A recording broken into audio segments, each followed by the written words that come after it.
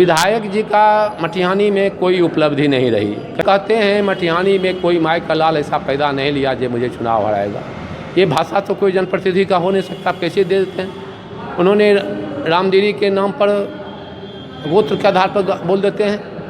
वो कहते हैं शामो बिजलिया वाला 3 बार आया, उसको 3 बार चुनाव हरा कर भेज दिया, 2 बार हरा कर भेज दिया, 3 पंचायत।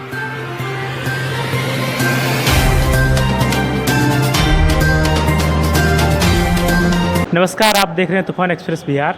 आज हमारे साथ हैं मटिहानी विधानसभा क्षेत्र, बेगूसराय का सबसे महत्वपूर्ण, सदर की बात अगर दूसरी सबसे महत्वपूर्ण अगर कोई सीट है तो मटिहानी की है। वहाँ से जाने माने चर्चित चेहरे, और लगातार चाहे चुनाव का परिणाम जो भी हुआ, लेकिन पूरी ज़िंदगी अभी तक का जो भी ज़िंदगी है ये समाज को अर्पित कर रहे और आगे भी करते, उम्मीद है आगे भी करते रहेंगे। हमारे साथ हैं मटिहानी विधानसभा के पूर्व उम्मीदवार और अभी भावी उम्मीदवार, वर्तमान चुनाव के भावी उम्मीदवार सार्जन सिंह जी। चलिए सबसे पहले हम इनसे जानेंगे इनके निजी ज़िंदगी के बारे में, इनकी क्या उपलब्धियां अभी तक रही है। मैं कॉलेज लाइफ से ही राजनीतिक जीवन में रहा हूँ और मैं हमेशा विद्यार्थी के लिए कॉलेज लाइफ में था तो आवाज़ उठाया, शोषित लोगों के लिए आवाज़ उठाया। विद्यार्थी जीवन में कई ऐसा कार्यक्रम के कई लोगों के लिए जब कॉलेज में झंझट होता था तो उसको मैं विद्यार्थी को विद्यार्थी से बैठकर सलटाता था। उसके बाद जब मैं राजनीति में, कांग्रेस पार्टी की सक्रिय राजनीति में आया तो बेगूसराय ज़िला में मैंने कई उपलब्धि किया, बिना सत्ता में रहते हुए भी। श्री बाबू डॉक्टर श्री कृष्ण सिंह जो बिहार के प्रथम प्रधानमंत्री, बाद में मुख्यमंत्री कहलाए, उस समय प्रधानमंत्री पद होता था बिहार का, और उनकी प्रतिमा जो बरसों से हमारी सरकार में भी नहीं लगी, जो गढ़पुरा में उन्होंने नमक सत्याग्रह आंदोलन चलाया था, और नमक सत्याग्रह आंदोलन में उनको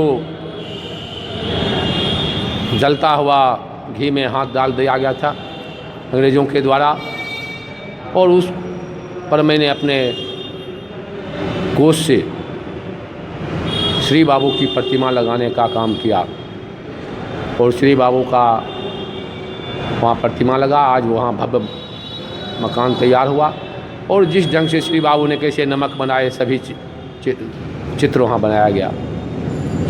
मैंने किसान के लिए कई बार आंदोलन किया, कई बार किसानों की समस्या को उठाया।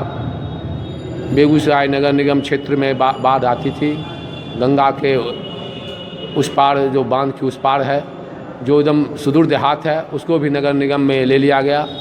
उसके लिए भी मैंने बहुत आवाज़ उठाया, बहुत लड़ाई लड़ी, और जो भी नगर निगम में बाढ़ में वहाँ डूब जाता था लेकिन उसको सरकारी सहायता नहीं मिलता था, उसके लिए भी मैं लड़कर वहाँ सरकारी सहायता दिलाने का काम किया। बेगूसराय ज़िला में कई बार किसानों की फसल क्षतिपूर्ति के लिए लड़ाई लड़ा, धरना पर बैठा, अनशन पर बैठा। विगत वर्षों आप देखे होंगे 2-4-5 महीना पहले आपको कसा दियारा क्षेत्र है, जो लगभग 10-15 गांव का ज़मीन बिहार सरकार के द्वारा जबरन 390 एकड़ ले लिया गया, एनटीपीसी के दे दिया गया, और कई लोगों ने इसके लिए पहल किया लेकिन कुछ नहीं हुआ। और मैंने वहां जाकर धरना दिया और तत्काल ज़मीन पर कोई काम नहीं हो रहा, काम बंद करवाने का काम किया, और 390 एकड़ अभी तत्काल मैंने उस 10 गांव का ज़मीन को मैंने बचाने का काम किया।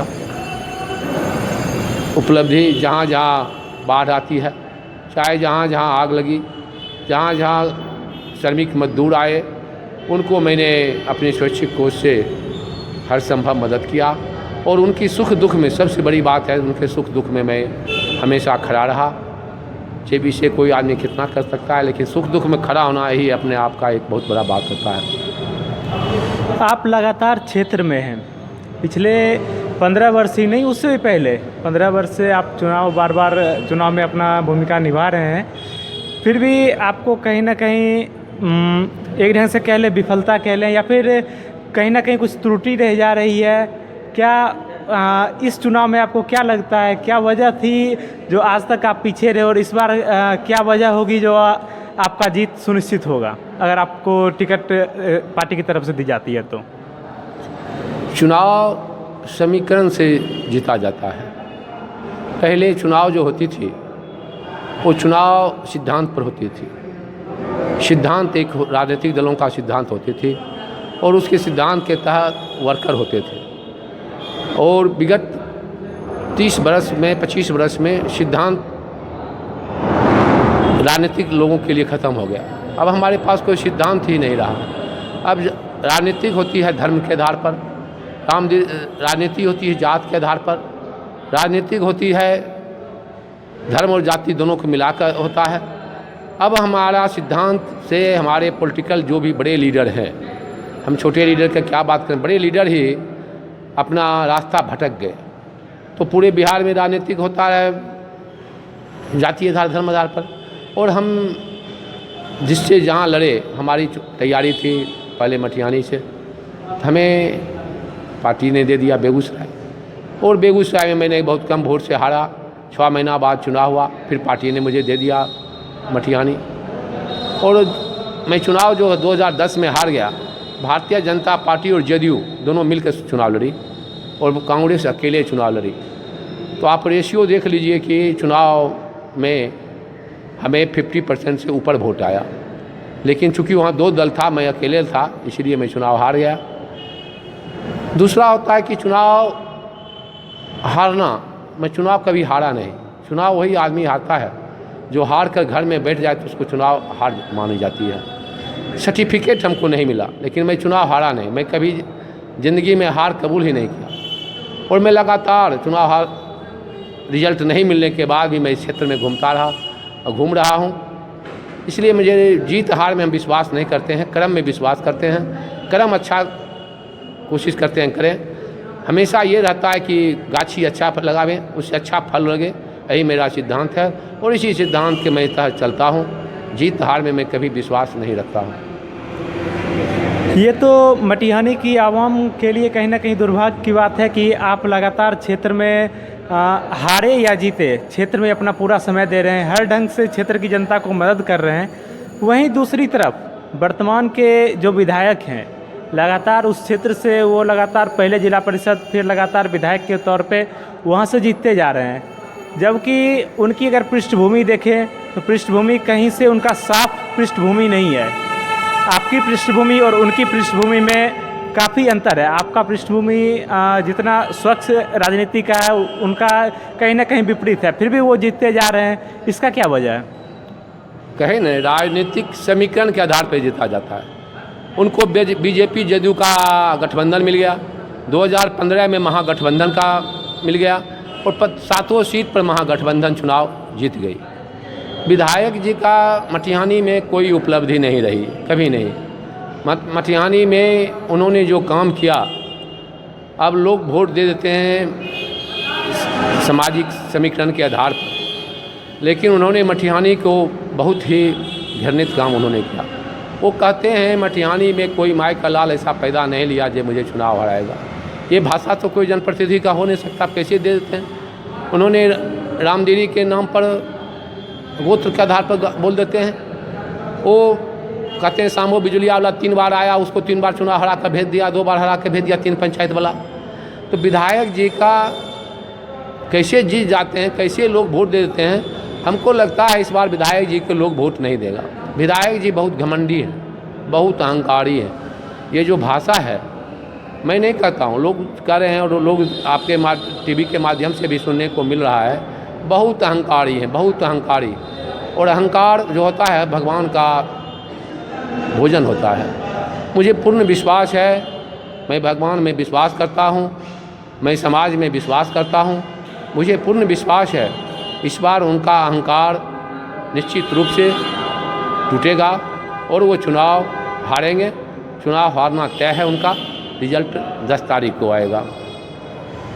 देखिए, जहाँ तक आप पे भी उनका कुछ तंज हुआ था, लेकिन हम नकारात्मक राजनीति को बगल करते हुए, एकात करते हुए, क्योंकि आपका छवि अलग है, आपका स्वच्छ छवि है, हम उस पे बात करते हैं। अगर आप यहाँ से चुनाव जीतते हैं तो क्षेत्र की जनता को क्या फ़ायदा होगी? जो मूलभूत आवश्यकताएं हैं, जैसे सड़क बनना, ये तो कोई भी सरकारें आती है, कोई भी विधायक होंगे वो करते हैं। उसके अलावा क्षेत्र को ऐसा क्या मिलेगा जो जनता आप पे विश्वास करे? देखिए, वर्तमान विधायक जो जी बारे में आपने बताया, सड़क सब बनाता है, जो विश्वोत्तरी की बैठक में नहीं जाए, जो जिला योजना की बैठक में नहीं जाए, जो आदमी विधानसभा कभी जाए नहीं, दस्तखत करके निकल जाए, सिर्फ अपना रुपया बना कर चले आवे, वो आदमी क्षेत्र का विकास नहीं कर सकता है। आपको मैं बता देना चाहता हूँ, सड़क आज के ज़माना में बहुत मामूली चीज़ है, लेकिन आप चलिए खुरमपुर ढाला से चलिए मेरे साथ तिरमोहानी तक, वहाँ मैदरपुर तक सड़क है ही नहीं। आप चलिए मटियानी खरीदी रोड में पुराना थाना के पास से सड़क है ही नहीं। आप चलिए सुदर्शा ढाला NH से भरवाड़ की ओर सड़क है ही नहीं, रोज़ एक्सीडेंट कर रहे हैं। आप चलिए शाहपुर ढाला से शाहपुर गांव की तरफ सड़क है ही नहीं। आप चलिए बहदरपुर ढाला से बहदरपुर के NH से बहदरपुर गांव की तरफ सड़क है ही नहीं। एकदम एक सड़क का कहीं नाम व निशान नहीं है। एक तो सड़क जो आप कहे सरकार नीतीश जी का चहेता विधायक जी, जदयू से विधायक, और सड़क नहीं है। किसाबे गांव में सड़क नहीं था, ये तो 20 दिन पहले हम लोग आवाज़ उठाए हैं तो सड़क बना है। कुछ ही दिन पहले जो अंग्रेजी ढाला से जो ठेकेदार जाता था, इतना बड़ा उन पर उसको तंग करते थे, कमीशन मांगते थे, सड़क छोड़कर ठेकेदार भाग जाता था। अभी डीलर से वसूली कर रहे हैं, एक डीलर से पैसा वसूल रहे हैं। लोगों सब कह रहा है 15 साल में आपको डीलर नहीं नज़र आया, 15 साल में आपने मटिहानी को राशन कार्ड नहीं दिया, और आज आप डीलर को तंग कर रहे हैं, डीलर से परेशान कर रहे हैं। इनका जो चरित्र 15 साल पहले था, आज भी विधायक बनने के बाद उनकी चरित्र में सुधार नहीं आया। जहाँ तक मेरी बात आप कहते हैं, मेरा पहला लक्ष्य रहेगा कि सबसे पहले बेगूसराय में कहीं से लोग आधा घंटा में शहर मुख्यालय पहुँचे। आज हम यहाँ से खड़गपुर जाएंगे 1.5 घंटा, पौने 2 घंटा लगता है। 16 किलोमीटर की दूरी 1.5 घंटा 2 घंटा में तय करना पड़ रहा है। सड़क तो प्राथमिकता रहेगी, स्वास्थ्य प्राथमिकता रहेगी। हमारे स्टूडेंट के लिए सबसे पहले मेरा रहेगा, मैं अगर चुनाव जीतता हूँ तो सबसे पहले मटिहानी विधानसभा में मेरा डिग्री कॉलेज खोलने का मंशा है। मैं सबसे पहले डिग्री कॉलेज खोलूँगा, और मटिहानी विधानसभा में मैं कई भाग में बांटकर मेरा कोशिश रहेगा कम से कम 4-5 स्टेडियम बनाओ, और उसका मैं एक कमेटी बनावे, और कमेटी के तहत हर जगह हमारे नवयुवक के लिए खेल कूद का व्यवस्था हो। जो आज जितना शिक्षा ज़रूरी है, उतना ही खेल कूद भी हमारे ज़िंदगी के लिए ज़रूरी है। शिक्षा और खेल कूद को जोड़िएगा तो कई चीज़ ऐसा है जो स्कूल से अधिक खेल के मैदान में सीखने का मिलता है। तो खेल ज़रूरी है शरीर के विकास के लिए, और शिक्षा खेल के तहत आपको कई लोगों को नौकरी भी मिलता है, तो खेल भी ज़रूरी है। मेरा निश्चित रूप से एक भी मटिहानी में स्टेडियम नहीं खुल सका विधायक जी के रेंज में 15 साल में, तो निश्चित आप देखिएगा कि मैं जीतूँगा, स्टेडियम खोलूँगा, और हर एक ब्लॉक में पशुपालन, पशु के लिए चिकित्सा व्यवस्था बेगूसराय में नगण्य है। बेगूसराय में है मेन सदर में, लेकिन वहाँ पर डॉक्टर नहीं है। तो पशु के लिए मेरा रहेगा कि चूँकि बेगूसराय डेनमार्क है दूध के मामले में, तो इसके लिए मेरा रहेगा कि चिकित्सा सेवा पशु के लिए हो। कई बार आता है बीमारी, हज़ारों पशु मर जाते हैं, गाय मर जाती है, इसके लिए भी मेरा उद्देश्य है। और मैं अपने नवयुवक साथी के लिए, बेरोजगार जो हैं उनके लिए रोजगार का व्यवस्था करूंगा। मेरा उद्देश्य है मैं हर 4 पंचायत पार पंचायत पर तालाब का व्यवस्था करवाकर मछली पालन अपने नवयुवक को एक कोऑपरेटिव बनाकर हर जगह रोजगार देने का काम करूंगा। मेरी मंशा है कि मटिहानी को अगर मुझे मौका मिलती है तो 5 साल में मेरा यही काम रहेगा कि कम से कम हम मिनिमम 10,000 15,000 आदमी को उसके गांव में ही रोज़गार देने का काम करूंगा। और ये मेरे पास कई ऐसे काम करने के मेरे पास तरीका है जो मैं काम कर कर अपने मटिहानी को बिहार के में विकसित मटिहानी बनाने का काम करूंगा। दो बातें आती है बेगूसराय में भी, दो कहीं ना कहीं ये अभी आप जो बात की कृषि से संबंधित, क्योंकि आप भी एक कृषि बैकग्राउंड से आते हैं और शिक्षित भी आप हैं, शिक्षित उम्मीदवार हैं, तो शिक्षा की बात की है। अब बात आती है आपके क्षेत्र का सबसे पिछड़ा क्षेत्र जिसको हम समो दियारा के नाम से जानते हैं, और दूसरी बेगूसराय, पूरे बेगूसराय ज़िले में अभी विश्वविद्यालय की मांग, इन दो पे आपका क्या प्रक्रिया है और सामो के क्षेत्र का जनोद्धार हो उसके लिए आपकी क्या योजना है? ये मेरा अंतिम प्रश्न रहेगा। देखिए, राजनीतिक कमजोरी के चलते बेगूसराय राजनीतिक रूप से आप कमज़ोर हो गई। राजनीतिक कमजोरी नहीं रहती तो दिनकर विश्वविद्यालय बहुत पहले खुल जाना चाहिए, बहुत पहले। और बेगूसराय में विश्वविद्यालय कहीं न कहीं हम पॉलिटिकल लोगों की कमजोरी के चलते नहीं खुला है। और मैं पूरे विश्वास दिलाता हूँ, मेरा लक्ष्य है कि हर हालत में लड़कर जैसे डिग्री कॉलेज खोलूँगा उसी तरह मेरा लक्ष्य रहेगा कि बेगूसराय ज़िला में आपको हर कीमत पर विश्वविद्यालय की स्थापना हो। आपको मालूम होगा मेडिकल कॉलेज भी जब खुल रहा था 2000 नीतीश जी ने जब शिलान्यास किया है तो सबसे आगे में 1 बीघा ज़मीन मैंने ही दान किया। उस ज़मीन के दाम है करोड़ों रुपया, करोड़ों की कीमत का मैंने मुफ्त में दान कर दिया कि बेगूसराय में मेडिकल कॉलेज खुलेगा तो मेरे ज़िले के नवयुवक को, हमारे ज़िले के भाई को, बहन को पार नहीं जाना पड़ेगा। इसलिए मैंने 1 बीघा ज़मीन दान कर दिया। कभी आप लोग अखबार में नहीं देखे लेकिन पता कर लीजिए, मेरा ज़मीन का कागज़ है, ट्रस्ट दिए हुए, 1 बीघा ज़मीन दान कर दिए। तो मेरा तो लक्ष्य रहेगा शिक्षा पर। जहाँ तक सामो बिजुलिया की बात है तो जब जब आंदोलन किए हैं, जब 2004 से मैं लगातार आंदोलन किया है और जब घेराव किए हैं, 25 मांग 30 मांग रहता है, उसमें एक मांग हमेशा मेरा मांग रहा है, हमेशा, कि खुरमपुर ढाला से पुल सामो को जोड़ा जाए। जब धरना किए हैं, हर मेरी मुख्यमंत्री को जब मैं घेराव किया था उसमें भी मेरा मांग था कि बेगूसराय को इंसाफ करो। बेगूसराय के इंसाफ के लिए मैं हमेशा लड़ता रहा हूँ और मेरा एक ही उद्देश्य है, मैं मटिहानी की ही नहीं बात करूँगा, पूरे ज़िला का। आज देखिए जगह जगह प्रधानमंत्री जी, मुख्यमंत्री जी, पुल का शिलान्यास हो रहा है और जो पुल बन गया है साहेबपुर कमाल टू मुंगेर, उसका अप्रोच रोड के चलते आज मुंगेर जाने में लोग को 4 घंटा टाइम लगता है। अगर ये अप्रोच रोड चालू हो जाएगा तो मात्र 1 घंटा 1.5 घंटा लगेगा। ये रोड बंद पड़ा हुआ है। आप एक तरफ शिलान्यास कर रहे हैं, एक तरफ बन गया उसको आप चालू नहीं कर रहे हैं। कहीं न कहीं सरकार की खामियां है।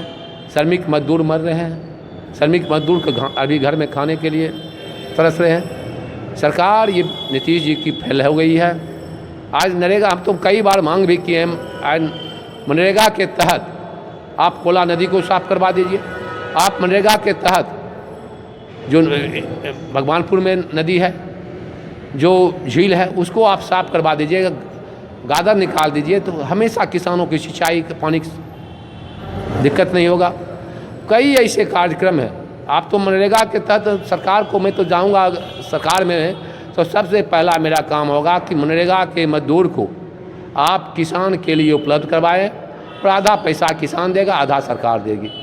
जब तक आप किसान और सरकार को एक साथ जोड़ा नहीं जाएगा तो मनरेगा में आप लूट हो रही है। आप चलिए, इतना भ्रष्टाचार नीतीश जी के राज में जो हुआ, इतना भ्रष्टाचार आज तक इतिहास में कभी नहीं हुआ। और लोग कहते हैं सुशासन। पहले दारू बंद था, खुला था तो अच्छा था, लोग बेगूसराय आकर नहीं पी सकते थे। अभी तो गांव-गांव में डिलीवरी हो रहा है। इसीलिए मैं सरकार का कई बार ध्यान आकृष्ट करने का कोशिश पत्र के माध्यम से, आप मीडिया भाई के माध्यम से किया, लेकिन सरकार कोई सोया हुआ रहता है तो उसको उठाया जाता है। और जो आदमी अंठा कर सोया हुआ उसको आप क्या कर सकते हैं। सरकार विफल है।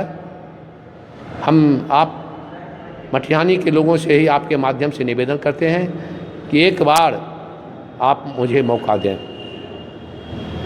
जी बहुत बहुत धन्यवाद सहरजन सिंह जी।